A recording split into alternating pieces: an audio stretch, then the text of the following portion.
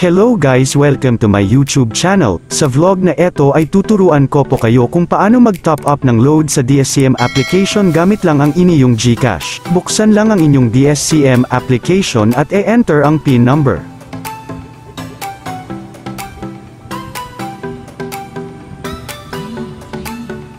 Pindutin ang bulk i-load.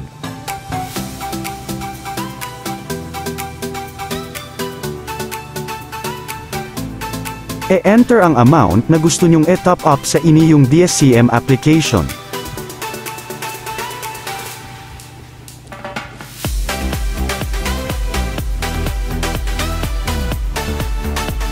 Pindutin ang next icon. Pindutin ang submit icon.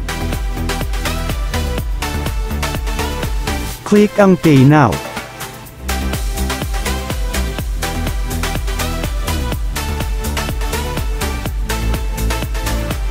Pumili ka lang sa mga payment method list, ang pipiliin ko ang GCash.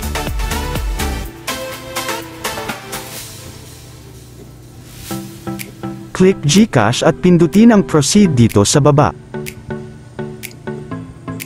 E-enter ang iyong GCash number at pindutin ang next icon. E-enter ang OTP code na e-send sa iyong GCash number at pindutin ang next icon.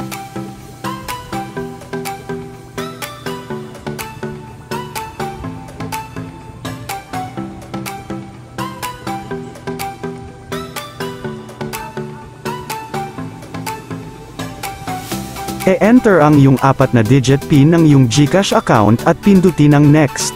Pindutin ang pay icon.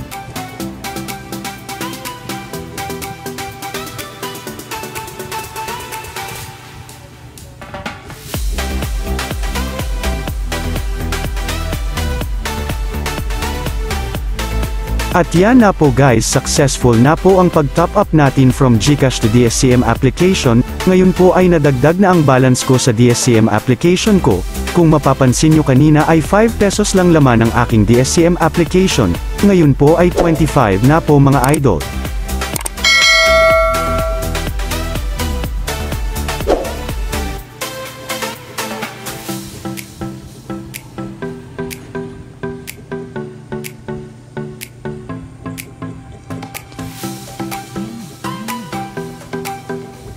Ngayong may balance na po tayo sa ating DSCM application, ay maglo-load na po tayo ng Todo Data 10. Enter ang number or naka-save sa iyong phone ay hanapin lamang ito upang mailagay dyan sa customer number.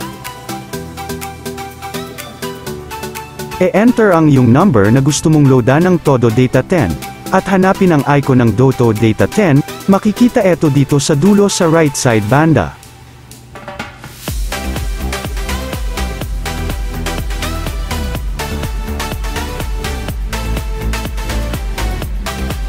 Pindutin ang Todo Data icon, at e-click mo lang sa baba yung may nakalagay na 10 gigabits. Then click mo lang ang Buy Promo icon.